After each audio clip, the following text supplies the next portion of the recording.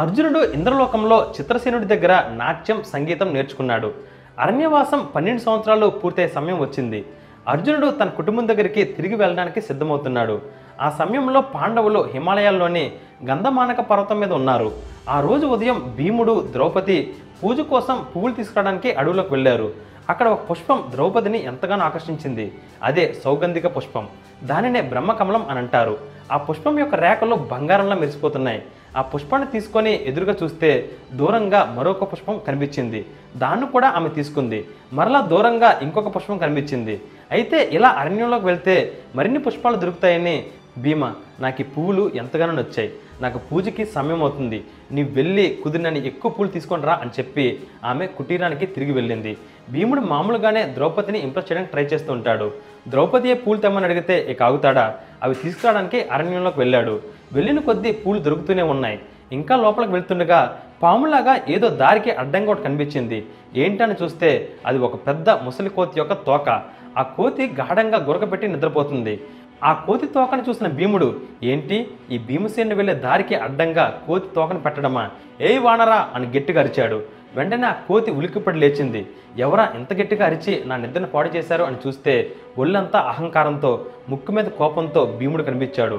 అప్పుడు ఆ కోతి, ఏమయ్యా చూస్తుంటే క్షత్రియ పుత్రుడిలా ఉన్నావు, ఒకరు నిద్రపోతుంటే ఇలా అరిచి వాళ్ళ నిద్రకి భంగం కలిగించడం సరికాదని నీకు తెలియదా అని అడిగింది. దానికి సమాధానంగా భీముడు, ఒక క్షత్రియపుత్రుడు వెళ్తున్న దారికి అడ్డంగా ఒక కోతి తన తోకను పెట్టకూడదని నీకు తెలియదు వనరా అని అడిగాడు.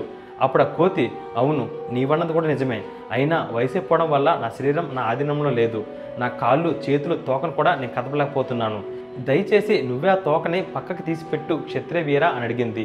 దానికి భీముడు అదంత పని చిటికిన వేలతో తీసి పారేస్తా అని తన ఎడమ చేత్తో ఆ తోకను పట్టుకున్నాడు. కానీ దాన్ని లేపలేకపోయాడు. వెంటనే ఏంటి ఈ వింత అని కుడి చేత్తో పట్టుకున్నాడు. అప్పటికీ లేపలేకపోయాడు. 2 చేతులతో పట్టుకొని ఆ తోకను కదపడానికి ప్రయత్నించాడు. కానీ ఒక్కటంటే ఒక్క అంగుళం కూడా ఆ తోకని కదపలేకపోయాడు. ఎంతో ప్రయత్నించాడు, కానీ భీముడు ఓడిపోయాడు. అప్పటి వరకు తన దగ్గరున్న అహంకారం ఒక్కసారిగా చచ్చిపోయింది. దీనమైన మొహంతో, మహాశయ నా కళ్ళ కలముకున్న అహంకారం మీ వల్ల వీడింది, మీరు సామాన్యమైన వ్యక్తి కాదు, దయచేసి మీరెవరో సెలవు ఇవ్వండి అని చేతులు జోడించి నమస్కరించి అడిగాడు. అప్పుడు ఆ కోతి తన అసలైన రూపం చూపించింది. అతడే హనుమంతుడు. అప్పుడు హనుమంతుడు భీముడి దగ్గరకు వచ్చి, భీమా నువ్వు నాకు సోదరుడివి, ఎందుకంటే మనమిద్దరం వాయుదేవుడి వల్ల పుట్టాము. నీలో ఈనాటి వరకు ఉన్న ఒకే ఒక దుర్లక్షణం అహంకారం. ఏ మనిషికైతే అహంకారం కోపం ఉంటుందో అతడే మూర్ఖుడు. అటువంటి మూర్ఖుడు వల్ల తనకి తన పక్కనున్న వారందరికీ నాశనం కలుగుతుంది. ఈ రోజుతో నీలో ఉన్న ఆ అవలక్షణం కూడా పోయింది. ఇక నీకన్నిట్లో జయమే, నా అండ కూడా నీకుంటుంది అని ఆశీర్వదించి వెళ్ళిపోయాడు.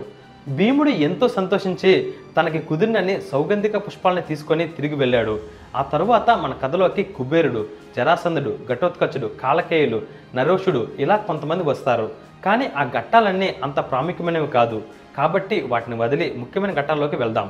ఫ్రెండ్స్, ఒక మోస్ట్ ఇంట్రెస్టింగ్ కథ చదివితే చాలు అది ఒక మనిషి జీవితాన్నే మార్చేస్తుందంటే మీరు నమ్ముతారా? కేవలం ఆ కథ మీ పిల్లలకి చదివి వినిపిస్తే చాలు వాళ్ళ జీవితానికి కావాల్సిన విలువలు నేర్చుకుంటారు అంటే మీరు నమ్ముతారా? మీరు జీవితంలో అనుభవిస్తున్నా లేక రాబోతున్నా ఎలాంటి సమస్యకైనా పరిష్కారం ఒక కథ చదివితే చాలు మీకు దొరుకుతుంది అంటే మీరు నమ్ముతారా? Yes, it's possible only with the greatest epic ever told in the history of mankind. It's the Mahabharata. ఈ కథ ఒక సూపర్ హిట్ మూవీ కన్నా 100 రెట్లు గొప్పగా ఉంటుంది. It's a challenge. విక్రమాదిత్య మాటలో రాసిన మహాభారతం పూర్తి కథ 2 భాగాలలో పుస్తకం ఇంకా ఈబుక్ రూపంలో అమెజాన్ ఇంకా 43 ఆన్లైన్ స్టోర్స్లో దొరుకుతుంది. ఈ పుస్తకం ప్రపంచవ్యాప్తంగా 54 భాషల్లో దొరుకుతుంది. లింక్స్ ఈ వీడియో కింద డిస్క్రిప్షన్లో ఇచ్చాను, వెంటనే ఆర్డర్ చేయండి. ఎందుకంటే ఇది కేవలం ఒక పుస్తకం మాత్రమే కాదు, ఇది నీ జీవితానికి కావాల్సిన గ్రంథాలయం. 12 సంవత్సరాల వనవాసం పూర్తవుతున్న రోజుల్లో అర్జునుడు మళ్ళీ తన అన్నల దగ్గరికి వచ్చాడు. అందరూ సంతోషంగా ఉన్నారు. ఒకరోజు అడవిలోకి పాండవులు 5 వేట కోసం వెళ్ళారు. అప్పుడు ఒక బ్రాహ్మణుడు గట్టిగా ఏడ్చుకుంటూ పాండవుల దగ్గరికి వచ్చి, మిమ్మల్ని చూస్తుంటే క్షత్రియ వీరుల్లో ఉన్నారు, మీ తేజస్సు చూసి మీరు నాకు ఖచ్చితంగా సాయం చేస్తారని నమ్ముతున్నాను, దయచేసి నాకు సాయం చేయండి అని అడిగాడు. అప్పుడు ధర్మరాజు, నీకు వచ్చిన కష్టం ఏంటో చెప్పు బ్రాహ్మణ అని అడిగాడు. దానికి సమాధానంగా ఆ బ్రాహ్మణుడు, అయ్యా ఈరోజు ఉదయం నేను ఒక వ్రతం చేయడం కోసం సామగ్రిని అంతటినీ ఒక సంచిలో పెట్టుకొని ఇంటి బయట అరుగులో ఆ సంచిని ఉంచాను. ఇంట్లోపలికి వెళ్ళి వచ్చేలోపు ఒక కొమ్ములు ఉన్న జింక తన కొమ్ములతో ఆ సంచిని పట్టుకొని ఇటుక వచ్చింది. దయచేసి ఆ జింక కొమ్ములకు చిక్కుకున్న నా సంచిని తిరిగి తీసుకురండి, ఎట్టి పరిస్థితుల్లో ఈ వ్రతం ఆగకూడదు అని అరవడం మొదలుపెట్టాడు. నువ్వేమి అధైర్యపడకు బ్రాహ్మణ, మేము వెళ్ళి నీ సామగ్రి మొత్తాన్ని తీసుకొని వస్తాము. అప్పటి వరకు ఇక్కడే ఈ చెట్టు కింద ఉండు అని చెప్పి పాండవులు 4 దిక్కుల వైపు ఆ జింక కోసం వెతుకుతూ వెళ్ళారు. అందరికీ ఆ జింక కనిపించింది, కానీ మరు నిమిషంలో మాయమైపోతుంది. ఎంతసేపటికి ఆ జింక ఎవరికి దొరకలేదు. అందరూ మరలా ఆ చెట్టు దగ్గరికి వచ్చి చేరుకున్నారు. అప్పుడు నకులుడు, అన్న ఇదంతా ఒక మాయలా ఉంది, ఆ జింక ఒక క్షణం కనిపిస్తుంది, మరుక్షణం మాయమైపోతుంది. ఇక్కడ చూస్తే బ్రాహ్మణుడు కూడా లేడు, ఏంటి మాయ అని అడిగాడు. ఎవ్వరికి ఏమీ అర్థం కాలేదు. కానీ జింక కోసం పరిగెత్తుకుంటూ వెళ్ళడం వల్ల అందరికీ తీవ్రంగా దాహం వేస్తుంది. అప్పుడు ధర్మరాజు, నకుల నువ్వు వెళ్ళి దగ్గరలో ఏదైనా కొలం ఉంటే నువ్వు నీళ్లు తాగి మాకు కూడా తీసుకొనిరా అని నకులుడిని ధర్మరాజు పంపించాడు. సరే అన్న అని నకులుడు వెళ్ళాడు. కొంతసేపటికి ఆయనకి ఒక కొలను కనిపించింది. ఆహా, నీళ్లు దొరికాయి అని నీళ్ళని దోసెట్లో తీసుకొని తాగబోతుంటే ఒక పెద్ద గొంతు వినిపించింది. ఈ కొలను నాది, నా కొలంలో నీళ్లు తాగాలంటే నా ప్రశ్నకి సమాధానం చెప్పు అని వినిపించింది. చుట్టూ చూస్తే ఎవరు కనిపించలేదు. ఏదో భ్రమ అని అనుకొని ఆ చెరువులో నీళ్లు తాగాడు. కొన్ని నీళ్లు తీసుకొని ఆ చెరువు నుండి కొన్ని అడుగుల దూరం వెళ్ళేసరికి సడన్గా తనకి ఊపిరాడలేదు. వెంటనే అన్నా అని గట్టిగా అరిచి కింద పడిపోయాడు. నకులుడి అరుపు పాండవులకి వినిపించింది. సహదేవ, నకులుడికి ఏదో అయింది చూసిరా అని పంపించాడు. సేమ్ సిచ్యువేషన్ సహదేవుడికి కూడా రిపీట్ అయ్యి అరిచి కింద పడిపోయాడు. తర్వాత భీముడు, అర్జునుడు కూడా అదే అయింది. ఇక తమ్ముళ్ళని వెతుక్కుంటూ ధర్మరాజు ఆ కొలం దగ్గరికి వచ్చాడు.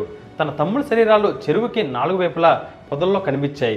ఆ 4 శరీరాలని ఒక చోట చేర్చి వాళ్ళని చూస్తూ, ఏమైంది నా తమ్ముళ్ళకి, నా తమ్ముళ్ళే నా జీవితం, వీళ్ళు లేని జీవితం నాకు వద్దు, బహుశా ఈ కొలంలోని నీరు తాగి వీరిలా చనిపోయారేమో, నేను మీ దగ్గరికి వస్తా అని తన దోసెట్లో నీళ్ళు తీసుకొని ధర్మరాజు తాగబోతుంటే మళ్ళీ ఆ గొంతు వినిపించింది. ఈ కొలను నాది, దీనిలో నీరు తాగాలంటే నువ్వు నా ప్రశ్నలకి సమాధానం చెప్పు అని. ఎవరు నువ్వు? నా తమ్ముళ్ళ మరణానికి కారణం నువ్వేనా? దమ్ముంటే ముందుకురా అని ధర్మరాజు అన్నాడు. అప్పుడు ఒక పెద్ద కొంగ రూపంలో ఒక యక్షుడు కనిపించాడు. యక్షుడు అంటే దేవతల్లో ఒక రకం వారు. నేను ఎంత హెచ్చరించినా వినకుండా మీ తమ్ముళ్ళు నీళ్లు తాగారు కాబట్టి వాళ్ళకి ఈ గతి పట్టింది. ముందు నేను అడిగిన ప్రశ్నలకు నువ్వు సమాధానం చెప్పు, ఆ తర్వాత మీ తమ్ముళ్ళ పరిస్థితి కోసం మనం మాట్లాడుకుందాం అని అన్నాడు. సరే అడగండి, నా విజ్ఞత మేరకి నేను సమాధానం చెప్పడానికి ప్రయత్నిస్తాను అని అన్నాడు. యక్షుడు ప్రశ్నలు అడగడం మొదలుపెట్టాడు. ధర్మరాజు సమాధానాలు చెప్తున్నాడు.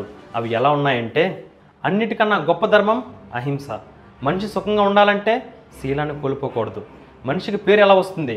దానం చేసినప్పుడు. జ్ఞానం అంటే మంచి చెడుల మధ్య వ్యత్యాసం తెలిసి ఉండడం. పండితుడంటే ధర్మం తెలిసినవాడు. మూర్ఖుడంటే ధర్మం తెలియక అడ్డంగా వాదించేవాడు.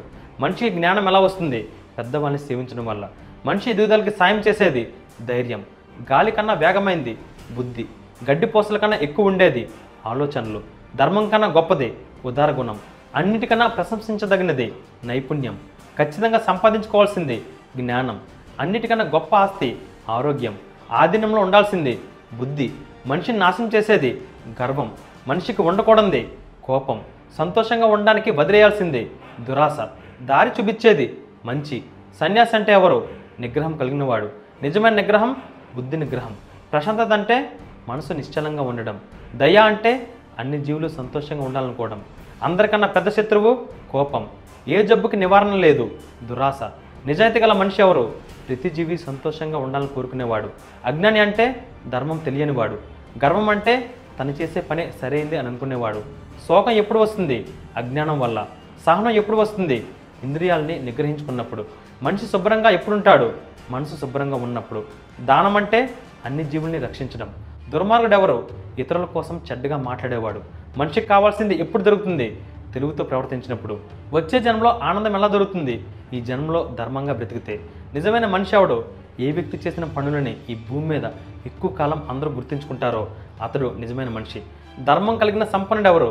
ఎవరైతే ఆనందం దుఃఖం, అదృష్టం దురదృష్టం, భవిష్యత్తు గతం అన్నిటినీ ఒకలా చూస్తాడో అతడే ధర్మం కలిగిన సంపన్నుడు. ఈ భూమి మీద అన్నిటికన్నా ఆశ్చర్యం కలిగించే విషయం ఏంటి? ప్రతి మనిషి చనిపోతాడని తెలిసినా తను మాత్రం ఎప్పటికీ బ్రతుకుండాలని కోరుకుంటూ ఎప్పటికీ బ్రతుకుంటాం అని అనుకుంటూ దురాశ, అసూయ, కోపంతో జీవించడమే అన్నిటికన్నా ఆశ్చర్యం కలిగించే విషయం అని సమాధానాలు చెప్పాడు. ఈ సమాధానాలను విన్న యక్షుడు, ఆహా ధర్మరాజా, నీ అంత జ్ఞానిని నేను ఇప్పటివరకు చూడలేదు. నీ జ్ఞానం నచ్చి నీకు ఒక వరం ఇస్తున్నాను. నీ తమ్ముళ్ళలో ఎవరో ఒకరిని మాత్రమే నేను బ్రతికిస్తాను. ఎవరిని బ్రతికించాలో కోరుకో అని అడిగాడు. ధర్మరాజు ఒక్క క్షణం కూడా ఆలోచించకుండా నకులుడు అని అన్నాడు. దానికి యక్షుడు ఆశ్చర్యపోయి, అర్జునుడు, భీముడు అత్యంత వీరులు, వారిని పక్కనుంటే నీకే బలం, వారిని వద్దని నకులుడిని ఎందుకు అడుగుతున్నావు అని అడిగాడు. దానికి సమాధానంగా ధర్మరాజు, నా తల్లికి నేను, భీముడు, అర్జునుడు ముగ్గురు పిల్లలం. నా పినతల్లికి నకుల సహదేవులు 2 పిల్లలు. నా తల్లికి వారసుడిగా నేనున్నాను. అలాగే నా పిన్నతలకు కూడా వారసుడిగా తన కుమారుల్లో ఒకరు ఉండాలి. అందుకే నకులుడు అని కోరుకున్నాను అని అన్నాడు.